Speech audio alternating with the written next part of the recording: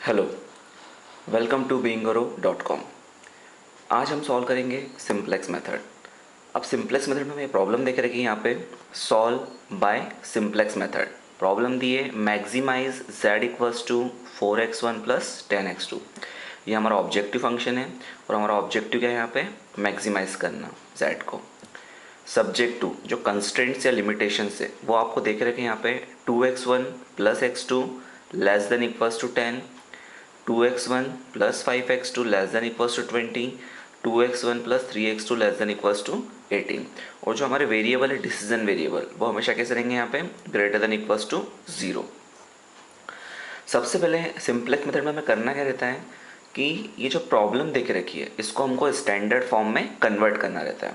अब standard form का मतलब क्या होता है कि जो कंस्ट्रेंट की राइट हैंड साइड है दैट इज ए 10, 20, 18, ये सारे नंबर हमेशा किस आना चाहिए पॉजिटिव आना चाहिए। सारे कंस्ट्रेंट आपको किस फॉर्म में आना चाहिए इक्वल्स टू फॉर्म में आना चाहिए। अभी यहाँ पे किस फॉर्म में है लेस देन फॉर्म में है, हमें किस फॉर्म में चाहिए इक्वल्स टू फॉर्म में चाहिए। तो हम क्या करेंगे इक्वल्स टू फॉर्म में लिखने के लिए इसको कंस्ट्रेंट के लेफ्ट हैंड साइड पे हम क्या करेंगे एक वेरिएबल जिसको बोलते हैं स्लैक वेरिएबल उसको जोड़ देंगे। स्लैक वेरिएबल को जोड़ेंगे तो जो लेस देन टाइप का कंस्टेंट है वो अपना इक्वल टाइप में क्या हो जाएगा कन्वर्ट हो जाएगा। जैसे देखते हैं अपन कि सबसे पहले मुझे क्या करना पड़ेगा इस प्रॉब्लम को काय में कन्वर्ट करना पड़ेगा स्टैंडर्ड फॉर्म में कन्वर्ट करना पड़ेगा।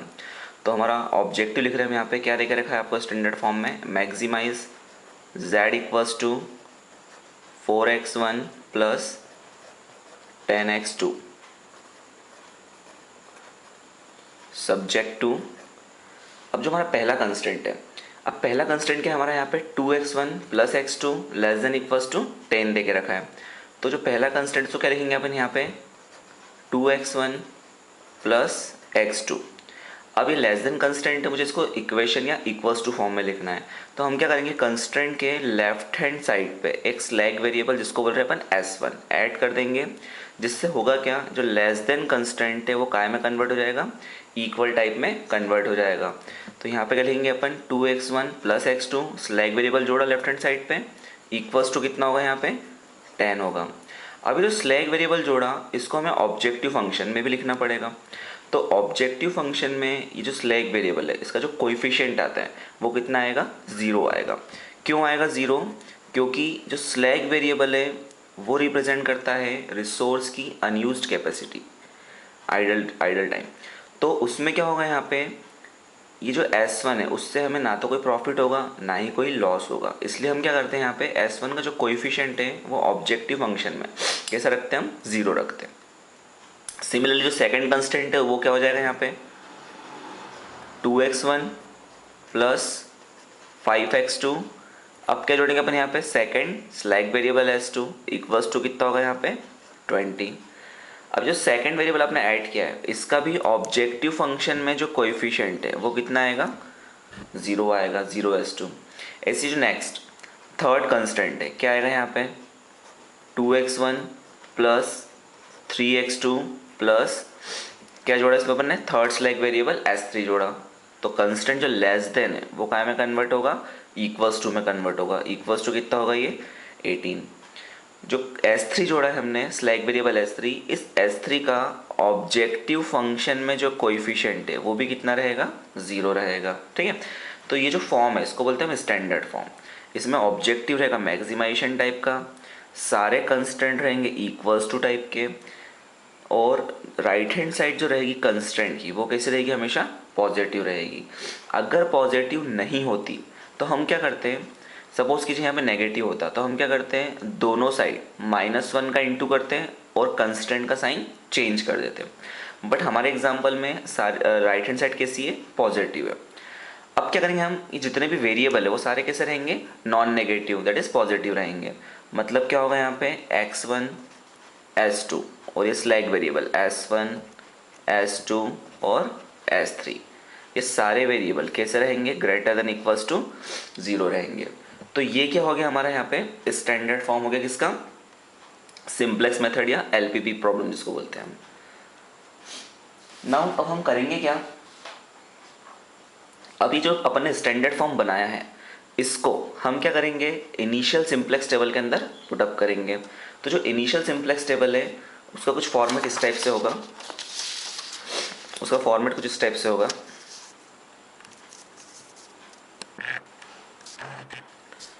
सबसे पहले कॉलम में यहाँ पे क्या आएगा, फर्स्ट कॉलम में coefficient of basic variable in objective function. फिर यहाँ पे क्या आ जाएगा, सीजे। सीजे मतलब क्या होगा, ऑब्जेक्टिव फंक्शन में जो जितने भी वेरिएबल्स हैं उन सभी के जो कोएफिशिएंट्स रहेंगे उनको अपन इस रो के अंदर लिखेंगे, सीजे वाली रो के सामने। बेसिस के अंदर क्या लिखेंगे हम, जो वेरिएबल हम यूज़ कर रहे हैं प्रॉब्लम के अंदर। जैसे हमारी प्रॉब्लम में ऑब्जेक्टिव फंक्शन में देखें हम कितने वेरिएबल हैं, यहाँ पे 5 वेरिएबल है, x1 x2 दो डिसीजन वेरिएबल है, और s1 s2 और s3 3 स्लैग वेरिएबल है। तो टोटल कितने वेरिएबल है, 5 वेरिएबल। इन पांचों वेरिएबल को हम कहाँ लिखेंगे, बेसिस के सामने लिखेंगे यहाँ पे। फिर यहाँ पे क्या आएगा, अपना बेसिक वेरिएबल आएंगे। अब ये बेसिक वेरिएबल फाइंड कैसे करना है, तो इसके लिए देखिए बहुत सिंपल कंसेप्ट है।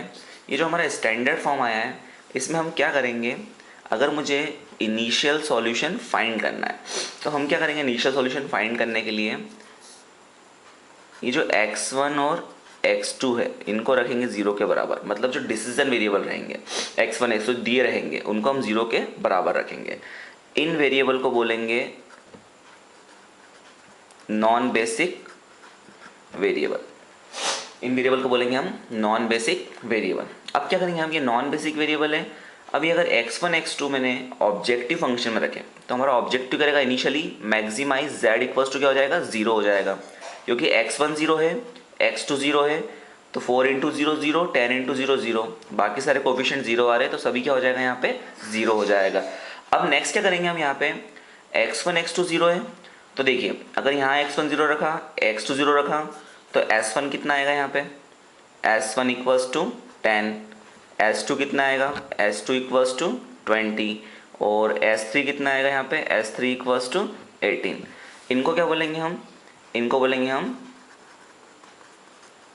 Basic variable. तो कैसे फाइंड करें हमने बेसिक वेरिएबल, जो हमारे डिसीजन वेरिएबल है x1 x2 उसको रखेंगे 0 के बराबर, जिसको बोलेंगे हम नॉन बेसिक वेरिएबल। तो उससे हमें क्या मिलेगा, यहाँ पे s1 s2 और s3 की वैल्यू मिलेगी। ये रहेगा हमारा इनिशियल सॉल्यूशन। इनिशियली जो ऑब्जेक्टिव रहेगा आपका वो क्या रहेगा, यहाँ पे 0 रहेगा। ऑब्जेक्टिव फंक्शन की जो वैल्यू आएगी वो कितनी आएगी, 0 आएगी। क्यों आएगी 0, क्योंकि x1 x2 हमने क्या रखा है, यहाँ पे 0 रखा है। तो मैक्सिमाइज z कितना आएगा, यहाँ पे 0 आएगा। अब ये जो हमने सॉल्यूशन फाइंड किया इनिशियल सॉल्यूशन, इसको हम कहाँ पुटअप करेंगे, जो हमारा इनिशियल सिंप्लेक्स टेबल है। अब देखो इनिशियल सिंप्लेक्स टेबल में अगर हम बात करें इनिशियल सिंप्लेक्स टेबल की, तो ये हमको दे के रखा है इनिशियल सिंप्लेक्स टेबल। अब इस टेबल में करना क्या, देखिए जो बेसिस वाला कॉलम है दैट इज कॉलम नंबर 2, इसमें हम क्या करेंगे, जो बेसिक वेरिएबल है s1 s2 और s3 इसकी वैल्यू इसको रखेंगे हम। तो यहाँ पे क्या आएगा, देखिए यहाँ पे आ जाएगा s1 s2 और s3, ठीक है। अब नेक्स्ट क्या होगा, यहाँ पे जो फर्स्ट कॉलम है जिसका मतलब क्या है, यहाँ पे coefficient of basic variable in objective function. ये जो फर्स्ट कॉलम है इस कॉलम का मतलब क्या होगा, ये जो बेसिक वेरिएबल है इनके ऑब्जेक्टिव फंक्शन में क्या कोफिशिएंट है। तो देखिए ये जो बेसिक वेरिएबल है ये हमारा ऑब्जेक्टिव फंक्शन है, s1 s2 s3 के जो कोएफिशिएंट है ऑब्जेक्टिव फंक्शन में क्या है, यहाँ पे 0 0 और 0। तो हम क्या करेंगे, इनिशियल सिंप्लेक्स टेबल में इनके जो कोएफिशिएंट है वो कितने आएंगे, यहाँ पे 0 0 और 0 आएंगे, ठीक है। अब नेक्स्ट क्या होगा, यहाँ पे ये जो बेसिक वेरिएबल है इसकी वैल्यू क्या आई। तो देखिए हमने जो वैल्यू फाइंड करी थी इनिशियल सॉल्यूशन में, क्या वैल्यू फाइंड करी थी कि s1 10 है, s2 20 है, s3 कितना आ रहा है, 18 आ रहा है। ये वैल्यू हम कहाँ रखेंगे, इनिशियल सिंप्लेक्स टेबल का जो फोर्थ कॉलम है जिसको हम बोलेंगे वैल्यू ऑफ बेसिक वेरिएबल, इसमें पुटअप करेंगे हम। तो यहाँ वैल्यू रखने के लिए चलिए बताइए s1 की वैल्यू कितनी आई है, s1 की वैल्यू s1 आया था हमारा 10, ये जो s1 10 आया था इसको हमने पुटअप कर दिया। s2 कितना था 20, तो s2 के सामने कितना आएगा, यहाँ पे 20। ऐसे ही s3 कितना था 18, तो s3 के सामने कितना आएगा, यहाँ पे 18 आ जाएगा, ठीक है। तो ये होगा हमारा इनिशियल वैल्यू हो गई। अब मैंने आपको बताया था कि जो सीजे लिखा है यहाँ पे फर्स्ट रो में सीजे लिखा है, ये सीजे का मतलब क्या होगा, सीजे का मतलब क्या होगा, ऑब्जेक्टिव फंक्शन में जितने भी वेरिएबल यूज़ कर रहे हैं हम उन वेरिएबल के कोएफिशिएंट्स क्या आएंगे। उसके बाद सेकंड रो में क्या लिखा है, यहाँ पे बेसिस लिखा है। बेसिस का मतलब क्या होगा, जो वेरिएबल हम यूज़ कर रहे हैं ऑब्जेक्टिव फंक्शन में। जैसे हमारे ऑब्जेक्टिव फंक्शन में देखिए कितने वेरिएबल आ रहे हैं, x1, x2, s1, s2 और s3, टोटल 5 वेरिएबल आ रहे हैं। तो इन पांचों वेरिएबल को मैं कहाँ लिखूंगा, बेसिस पे, बेसिस के सामने लिखूंगा, इस रो में लिखूंगा। तो क्या लिखा मैंने यहाँ पे, x1, x2, s1, s2 और s3 लिखा, ठीक है।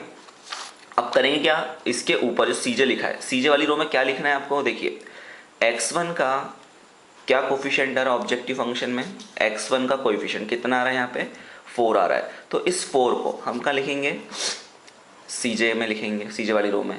x2 का कोफिशिएंट क्या आ रहा है, देखिए x2 का कोफिशिएंट ऑब्जेक्टिव फंक्शन में कितना आ रहा है, 10 आ रहा है। तो इस 10 को हम कहाँ लिखेंगे, सीजे वाली रो में लिखेंगे x2 के सामने। फिर ऐसे ही s1 का एक कोएफिशिएंट ऑब्जेक्टिव फंक्शन में 0, s2 का कोएफिशिएंट भी 0 है और s3 का कोएफिशिएंट भी कितना आ रहा है, 0 आ रहा है। तो हम इन तीनों के जो कोएफिशिएंट है ऑब्जेक्टिव फंक्शन में क्या लिख देंगे यहाँ पे, 0 0 0, ठीक है।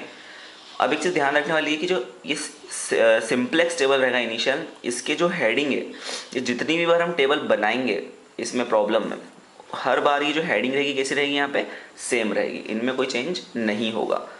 अब क्या करेंगे हम, देखिए यहाँ पे अब मुझे ये जो मैट्रिक्स, तो ये जो मैट्रिक्स है इसे हम कैसे बनाएंगे, देखिए जो हमारा स्टैंडर्ड फॉर्म था एलपीपी का, इसके अंदर हमारा जो पहली इक्वेशन है जिसमें हमने S1 को ऐड किया था, तो S1 के सामने हमको ये सारे कोएफिशिएंट लिखना पड़ेंगे।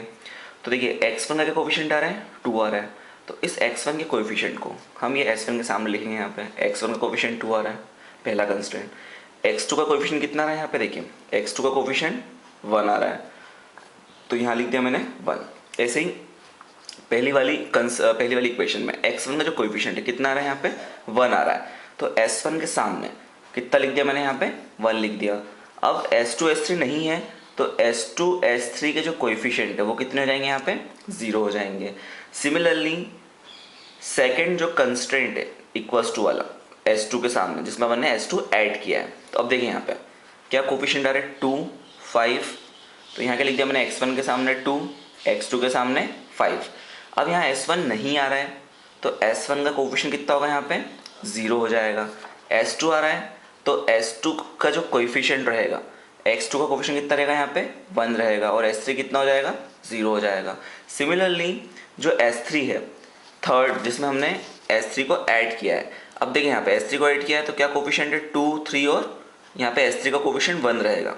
अब यहाँ पे S1 S2 नहीं है, तो उनके जो कोएफिशिएंट कितने हो जाएंगे, 0 हो जाएंगे। तो हम टेबल में क्या लिखेंगे, S3 वाली रो के सामने यहाँ लिखा कोएफिशिएंट 2, फिर 3, फिर क्या आएगा यहाँ पे 0 0 और 1 आएगा।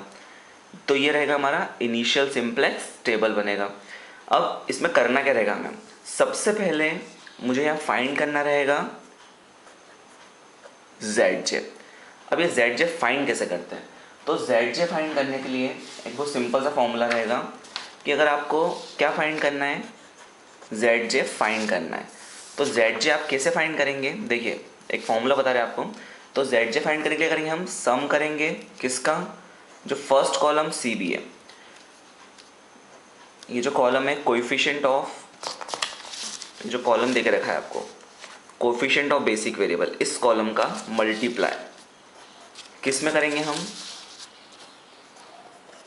jth कॉलम ऑफ मैट्रिक्स, ठीक है।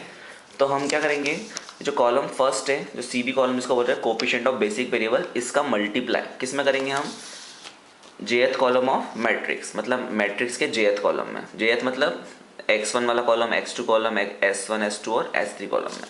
अब कैसे मल्टीप्लाई करेंगे, देखिए पहली बार में हम देखा जाए तो यहाँ पे देखिए अब CB की कोएफिशिएंट कितने, 0 0 और 0 है। तो ये जो 0 है इसका इंटू किस में होगा, 2 में होगा। दैट इज़ क्या होगा यहाँ पे, पहली बार अगर मुझे Z1 फाइंड करना है तो क्या होगा यहाँ पे 0 इंटू 2 प्लस, फिर देखिए ये सेकंड 0, इसका इंटू किस में होगा, फिर से 2 में होगा। तो क्या होगा, ये 0 इंटू 2 प्लस, फिर से ये जो 0 लिखा है इसका इंटू किस में होगा, 2 में होगा। तो क्या आएगा यहाँ पे 0 इंटू 2, तो इक्वल्स टू क्या होगा, इनको सम करने पे ये कितना आएगा, 0 आएगा।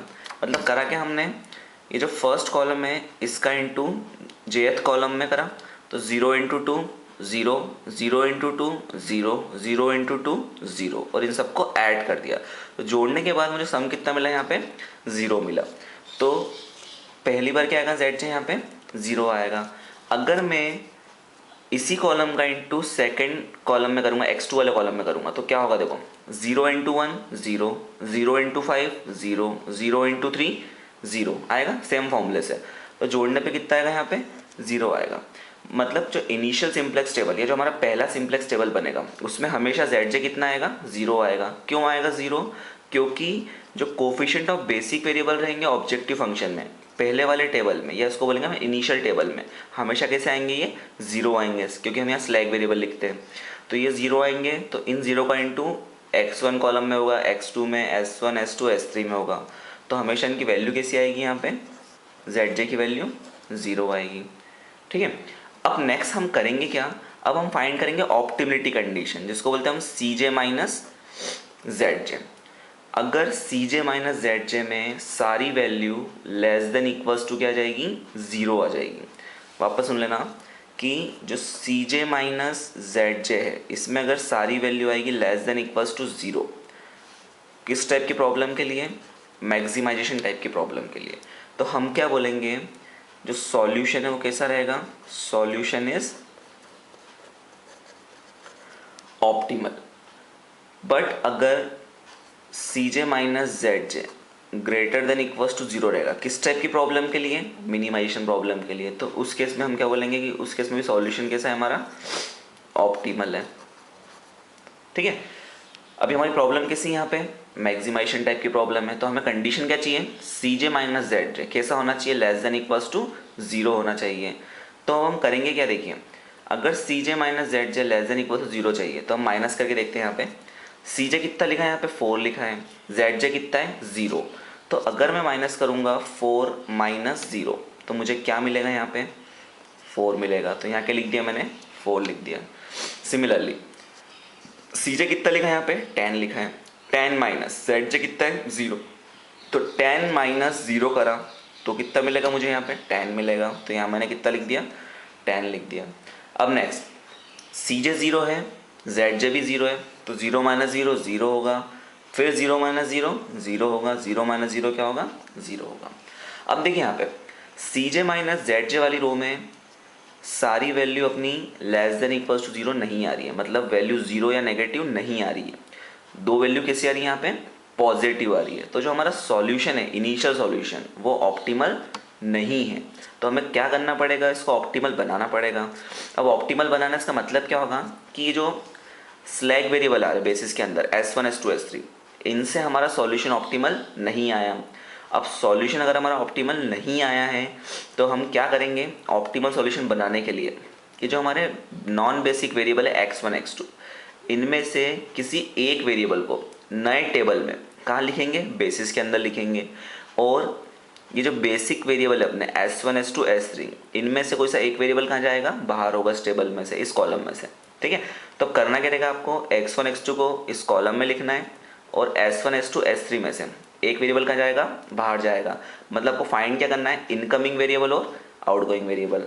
अब देखते हैं वो कैसे फाइंड करना है। तो देखिए, अगर मुझे फाइंड करना है इनकमिंग वेरिएबल, तो उसके लिए सबसे बेसिक या बहुत ईजी फॉर्मूला क्या रहेगा, बहुत सिंपल से। ठीक है, अगर आपको फाइंड करना है नए टेबल के अंदर, क्या फाइंड करना है आपको कि इनकमिंग वेरिएबल क्या होगा, तो वो सिंपल से ट्रिक है इनकमिंग वेरिएबल फाइंड करने की। देखिए, cj माइनस जेड रो को देखिए आप, cj माइनस जेड रो में जो भी वैल्यू रहेगी मोस्ट पॉजिटिव, तो हमारे एग्जांपल में दो आ रही पॉजिटिव वैल्यू, एक आ रही 4, एक आ रही है 10। तो इन दोनों में मोस्ट पॉजिटिव क्या आ रहा है अपना, 10 आ रहा है। तो 10 वाली रो के सामने, सॉरी 10 वाले कॉलम के सामने कौन सा वेरिएबल है, x2 वेरिएबल है। तो जो इनकमिंग वेरिएबल रहेगा वो क्या हो जाएगा, x2 हो जाएगा। क्या किसे का फाइंड किया मैं इनकमिंग वेरिएबल, वापस देखिए, cj माइनस जेड रो में क्या देखना है आपको, मोस्ट पॉजिटिव वैल्यू देखना है, जो कितनी आ रही है यहाँ पे, 10 आ रही है। तो 10 के करस्पॉन्डिंग जो वेरिएबल है वो कितना आ रहा है यहाँ पे, x2 आ रहा है। तो x2 वेरिएबल क्या रहेगा यहाँ पे, इनकमिंग वेरिएबल रहेगा। इसको हम लिखेंगे नए टेबल के अंदर, जो नया सिंपलेस्ट टेबल बनेगा वापस ऐसा कैसा उसमें लिखेंगे। अब इनकमिंग वेरिएबल x2 है, तो जिस भी कॉलम में इनकमिंग वेरिएबल आता है उस कॉलम को हम बोलते हैं की कॉलम। शॉर्ट में कैसे लिख रहा हूँ मैं, उस कॉलम को क्या बोलते हैं हम, की कॉलम बोलते हैं। ठीक है, तो इसका मतलब क्या हुआ कि जो नेक्स्ट टेबल बनेगा उसके अंदर x2 क्या रहेगा हमारा, इनकमिंग वेरिएबल। मतलब इस x2 को मैं कहाँ लिखूंगा, बेसिक वेरिएबल वाले कॉलम में लिखूंगा। अब यहाँ लिखूंगा, बट यहाँ पे कितने वेरिएबल आ सकते हैं, मैक्सिमम 3 वेरिएबल आ सकते हैं। तो इनमें से किसी एक वेरिएबल को कहाँ क्या करना पड़ेगा, आपको बाहर लिखना पड़ेगा। तो उसके लिए हम क्या करेंगे, find minimum positive ratio. Minimum positive ratio जिसको हम क्या बोलेंगे, थीटा, ये फाइंड करेंगे हम। अब इसको मुझे फाइंड करना है, तो इसकी ट्रिक क्या रहेगी, इस रेशियो की ट्रिक फाइंड करने की क्या रहेगी, देखिए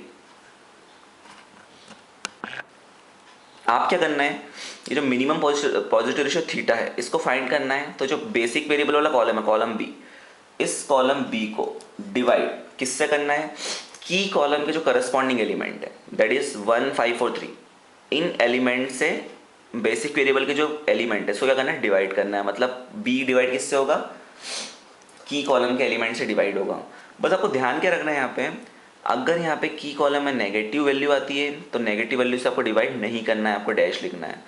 अगर यहाँ पे जीरो वैल्यू आती है, जीरो से आपको डिवाइड नहीं करना है, वहाँ पे भी आपको यहाँ पे डैश लिखना है। ठीक है, सपोज कीजिए अगर तीनों ही वैल्यू नेगेटिव आ जाए, -1 -5 और -3 आ जाए, तो आप तीनों बार क्या लिखोगे, यहाँ पे डैश लिखोगे। अब आपने डैश लिखा तो आप आउटगोइंग वेरिएबल तो फाइंड नहीं कर पाओगे। तो उस केस में जो हमारा सॉल्यूशन है वो कैसा हो जाएगा, अनबाउंडेड हो जाएगा। अगर तीनों वैल्यू नेगेटिव आ गई या तीनों वैल्यू कैसे आ गई, जीरो आ गई, तो उस केस में हमारा जो सॉल्यूशन है, डिवीजन पॉसिबल होगा नहीं, कोई आउटगोइंग वेरिएबल भी नहीं निकलेगा, मतलब सब जगह क्या आएगा, यहाँ पे डैश आ जाएगा। तो उस केस में जो सॉल्यूशन है वो कैसा हो जाएगा, हमारा अनबाउंडेड हो जाएगा। अब देखिए रेशियो कैसे निकालना है, यहाँ पे सबसे पहले हम क्या करेंगे, जो 10 है इस 10 को डिवाइड किससे करेंगे, करस्पॉन्डिंग एलिमेंट कितना है यहाँ पे, की कॉलम में 1 आ रहा है, तो 10 किससे डिवाइड होगा, 1 से। क्या रेशियो आएगा, 10 आएगा। नेक्स्ट देखिए जो 20 है, अब 20 किससे डिवाइड होगा, यहाँ पे 5 से डिवाइड होगा, तो 20 डिवाइड बाय 5 कितना होगा, यहाँ पे 4 हो जाएगा। नेक्स्ट जो 18 है वो किससे डिवाइड होगा, यहाँ पे 3 से डिवाइड होगा, तो क्या लिखा अपन ने, 18 डिवाइड बाय 3 दैट इज कितना आएगा, यहाँ पे 6 आएगा। अब मुझे बताइए इन तीनों रेशियो में से मिनिमम रेशियो कितना आ रहा है हमारे यहाँ पे, 4 आ रहा है। अब मिनिमम रेशियो 4 आ रहा है और 4 के करस्पॉन्डिंग वेरिएबल कौन सा आ रहा है हमारा, देखिए जो मिनिमम रेशियो आ रहा है 4 उसके करस्पॉन्डिंग वेरिएबल कौन सा आ रहा है, यहाँ पे S2 वेरिएबल आ रहा है। तो जो S2 वेरिएबल है वो क्या हो जाएगा, हमारा आउटगोइंग वेरिएबल होगा। मतलब क्या लिखेंगे अपन यहाँ पे, मिनिमम रेशियो 4 है, 4 के करस्पॉन्डिंग वेरिएबल कितना आ रहा है, S2 आ रहा है, तो S2 क्या रहेगा, आउटगोइंग वेरिएबल रहेगा। तो यहाँ पे हम क्या लिख देंगे कि जो आउटगोइंग वेरिएबल है वो क्या रहेगा, यहाँ पे S2 रहेगा। क्लियर था। अब यहाँ पे देखिए जो की एलिमेंट है, की एलिमेंट का मतलब क्या होगा, देखिए की कॉलम क्या रहता है, जिस कॉलम में इनकमिंग वेरिएबल, जिस कॉलम में इनकमिंग वेरिएबल लाई करेगा उसको बोलेंगे की कॉलम। अब की रो क्या रहेगी, जिस रो में आउटगोइंग वेरिएबल लाई करेगा, मतलब जिस रो का रेशियो क्या रहेगा, सबसे मिनिमम रहेगा, उस रो को हम क्या बोलेंगे, की रो बोलेंगे। और उसके करस्पॉन्डिंग जो वेरिएबल लिखा है वो क्या रहेगा, हमारा आउटगोइंग वेरिएबल। तो हमारे एग्जांपल में जो आउटगोइंग वेरिएबल है वो कितना है, यहाँ पे S2 है। अब देखिए की कॉलम और की रो के इंटरसेक्शन पे एक एलिमेंट आ रहा है, कितना आ रहा है, यहाँ पे 5 आ रहा है।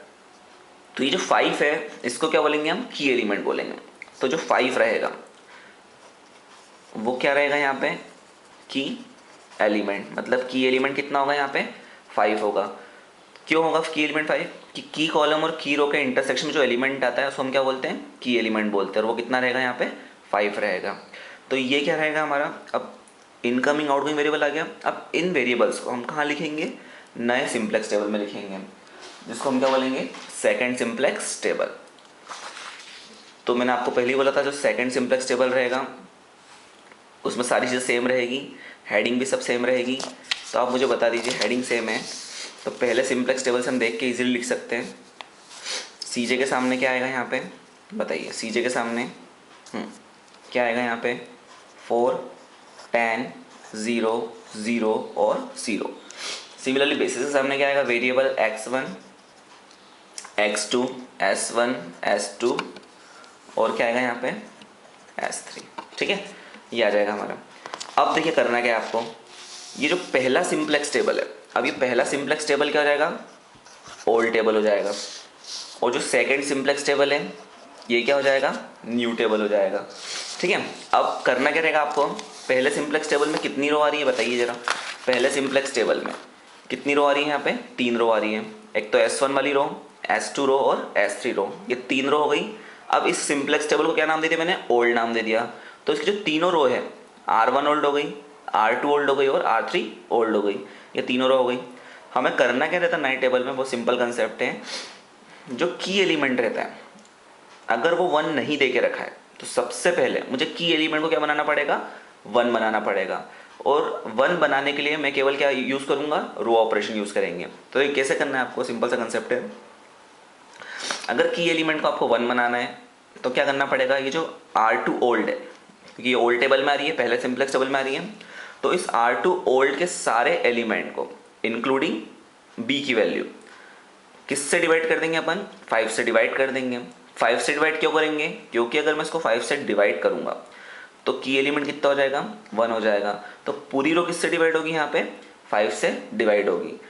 इसका मतलब क्या होगा, अगर मुझे R2 ओल्ड को डिवाइड कर दिया 5 से मैंने, तो क्या मिल जाएगा मुझे, R2 न्यू मिल जाएगा, ठीक है।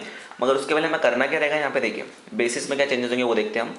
सबसे पहले देखिए S2 क्या था हमारा, आउटगोइंग वेरिएबल था, और X2 क्या था, इनकमिंग वेरिएबल था। तो नए टेबल में हम क्या करेंगे, S2 की जगह क्या लिख देंगे, X2 लिख देंगे। X2 का ऑब्जेक्टिव फंक्शन में क्या कोफिशिएंट आएगा, 10 आएगा, तो यहाँ कितना लिख दिया मैंने, 10 लिख दिया।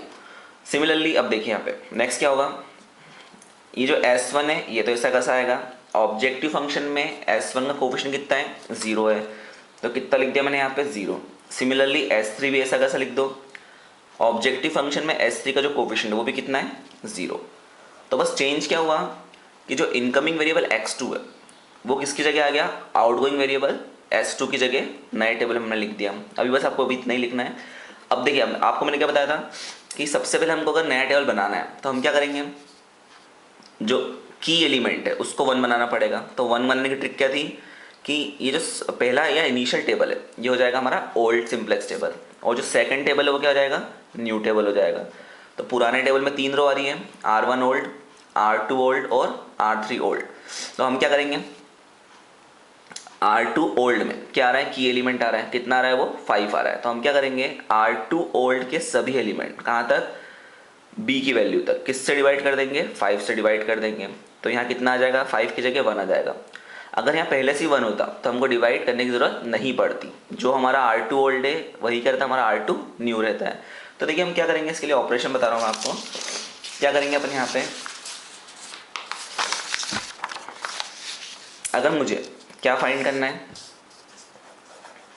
R2 न्यू फाइंड करना है, ठीक है। नए टेबल में की एलिमेंट की वैल्यू कितनी चाहिए, 1 चाहिए। तो कैसे फाइंड करेंगे, देखिए R2 न्यू इक्वल्स टू क्या हो जाएगा, जो R2 ओल्ड है उसको डिवाइड किससे कर देंगे आप, 5 से कर देंगे, ठीक है। अब देखिए R2 ओल्ड के एलिमेंट क्या क्या देके रखे आपको, ये R2 ओल्ड हो गया, इसके एलिमेंट क्या क्या देके रखे आपको यहाँ पे, 2, 5, 0, 1, 0 और 20 तक। तो हम क्या करेंगे, देखिए 2 को डिवाइड करेंगे किससे, 2 डिवाइड होगा 5 से, फिर 5 डिवाइड होगा 5 से, कितना आ जाएगा, 1 आ जाएगा। फिर नेक्स्ट देखिए यहाँ पे 0 लिखा है, तो 0 किससे डिवाइड होगा, 5 से, कितना होगा 0। फिर कितना लिखा है नेक्स्ट, यहाँ पे 1 लिखा है, तो 1 किससे डिवाइड होगा, 5 से, तो 1/5 ही रहेगा। फिर वापस क्या लिखा है यहाँ पे, सेकेंड रो में 0 लिखा है, तो क्या होगा यहाँ पे 0 डिवाइड बाई 5 दैट इज क्या होगा 0। और b की वैल्यू कितनी लिखी, सेकेंड कॉलम सेकेंड रो में 20 लिखी है, तो क्या होगा यहाँ पे 20 डिवाइड बाई 5, कितना हो जाएगा 20 डिवाइड बाई 5, 4 हो जाएगा। तो ये जो वैल्यू आई 2/5, 1, 0, 1/5, 0 और 4, ये वैल्यू हम कहाँ लिखेंगे, जो नया सिंप्लेक्स टेबल है उसमें लिखेंगे।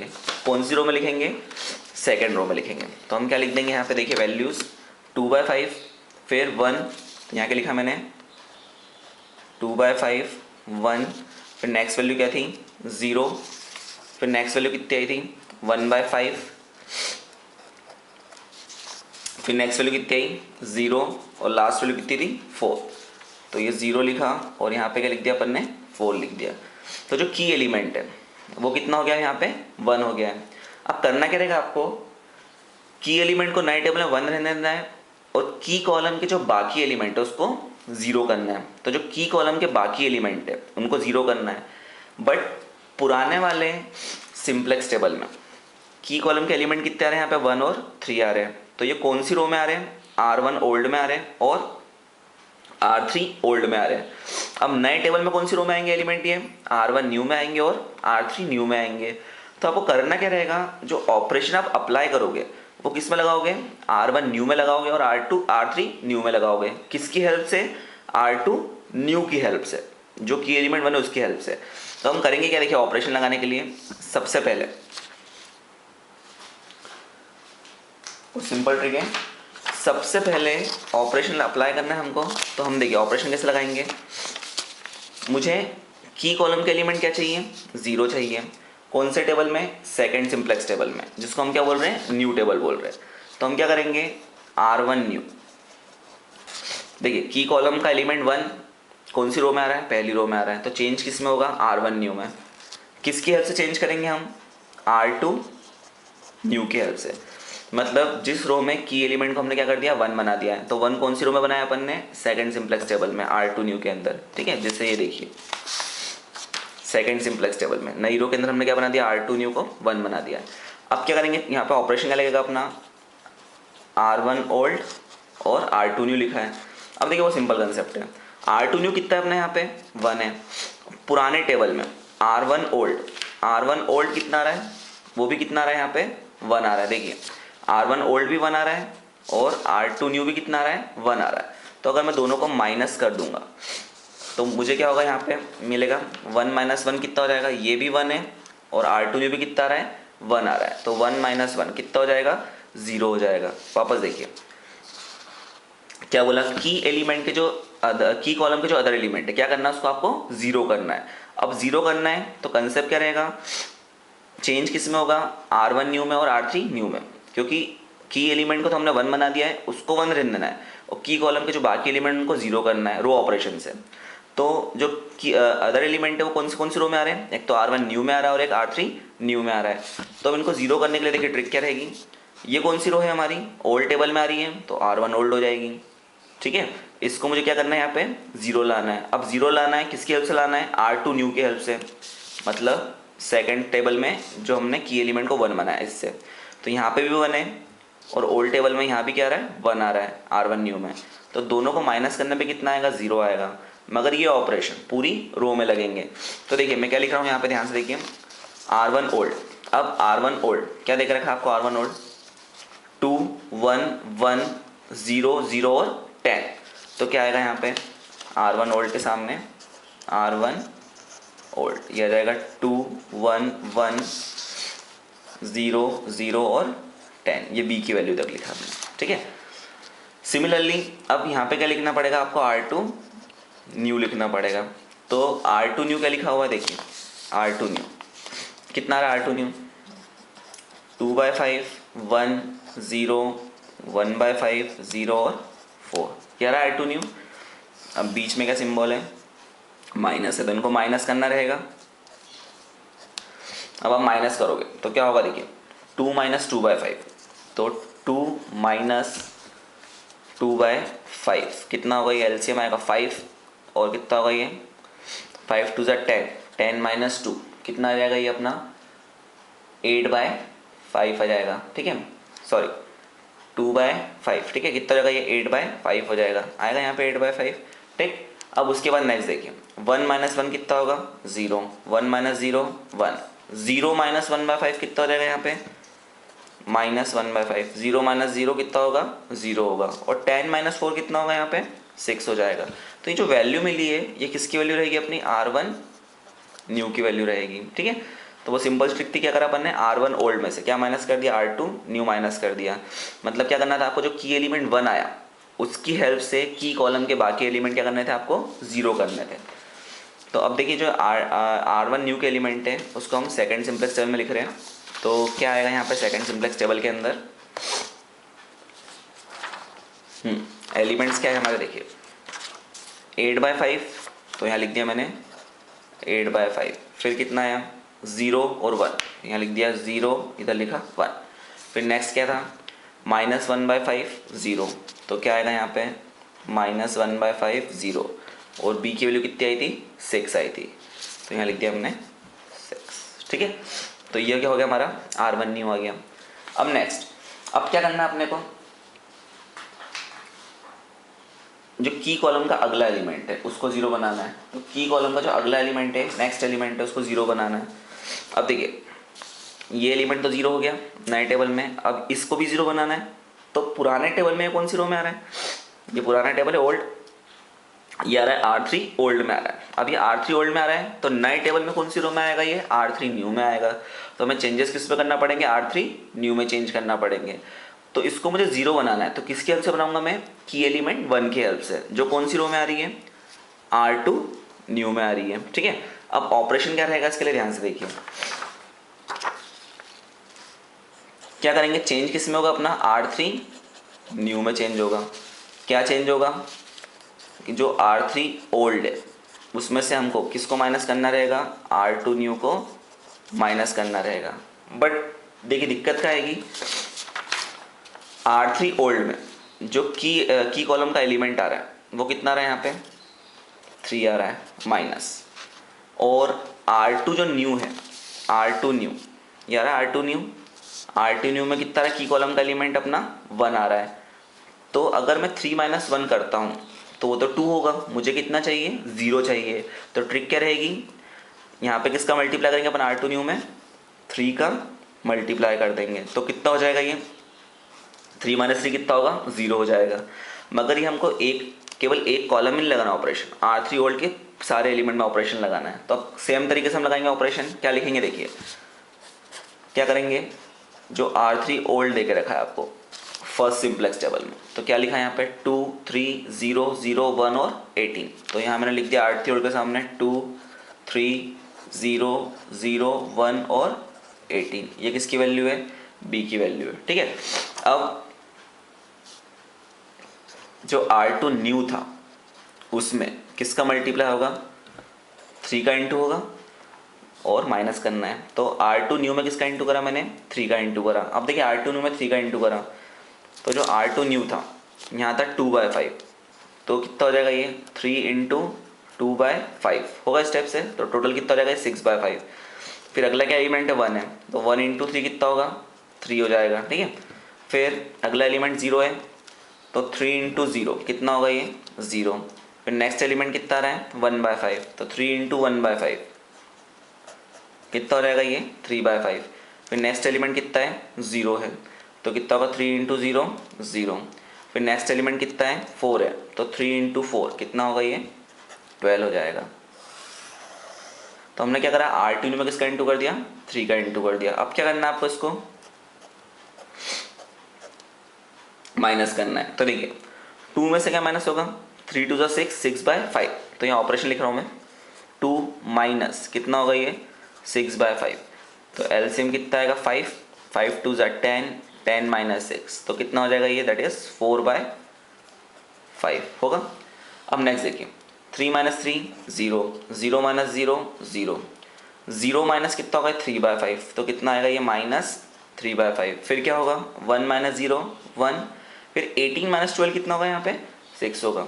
तो ये जो वैल्यू मिली है मुझे, किसकी वैल्यू मिल गई यहाँ पे, R3 न्यू की वैल्यू मिल गई। ठीक है, अब देखिए R3 न्यू की वैल्यू को हम सेकंड सिंप्लेक्स टेबल में पुटअप करेंगे, तो क्या आएगा यहाँ पे सेकंड सिंप्लेक्स टेबल में,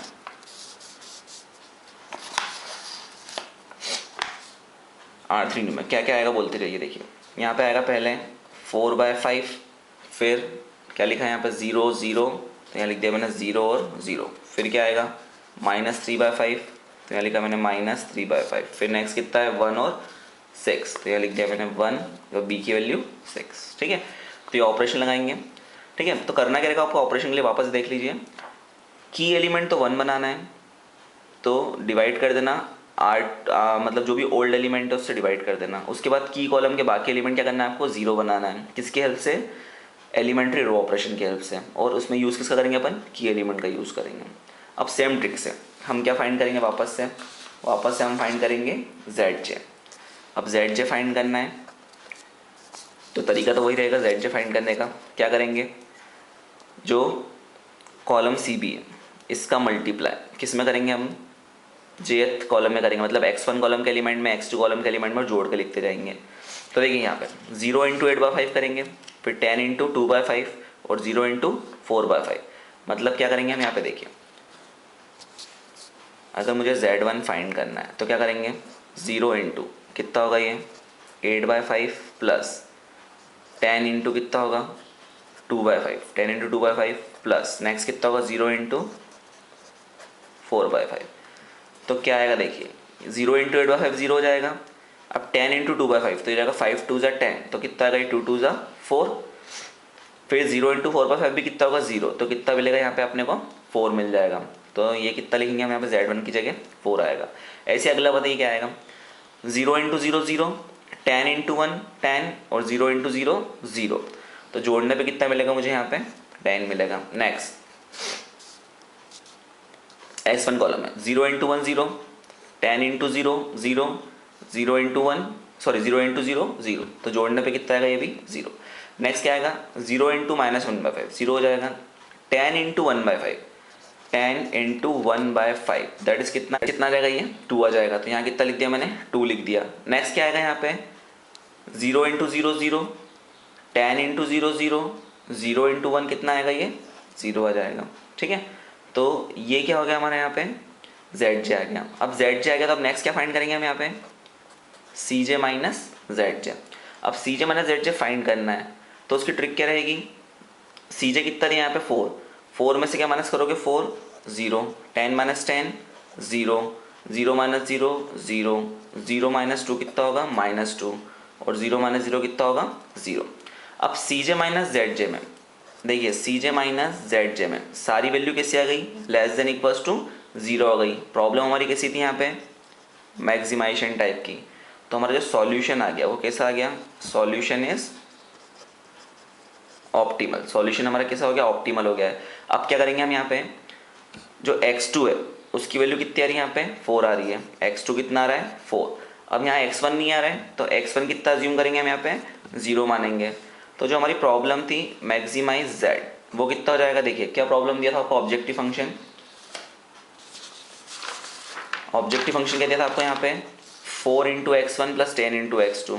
तो लिख दीजिए यहाँ पे 4 into x1 plus 10 into x2, value put up कर दीजिए। 4 इंटू x1 0 है और x2 कितना है 4। तो क्या होगा यहाँ पे ऑब्जेक्टिव आपका मैक्सिमाइज z इक्वल्स टू 40। तो ये आ गया हमारा क्या ऑप्टिमल सॉल्यूशन। अगर सी जे माइनस जेड जे नेगेटिव नहीं आता तो हम वापस से क्या करते हैं यही प्रोसेस रिपीट करते हैं। कब तक रिपीट करते हैं, जब तक C J minus Z J less than equals to 0 नहीं आ जाता। Thank you.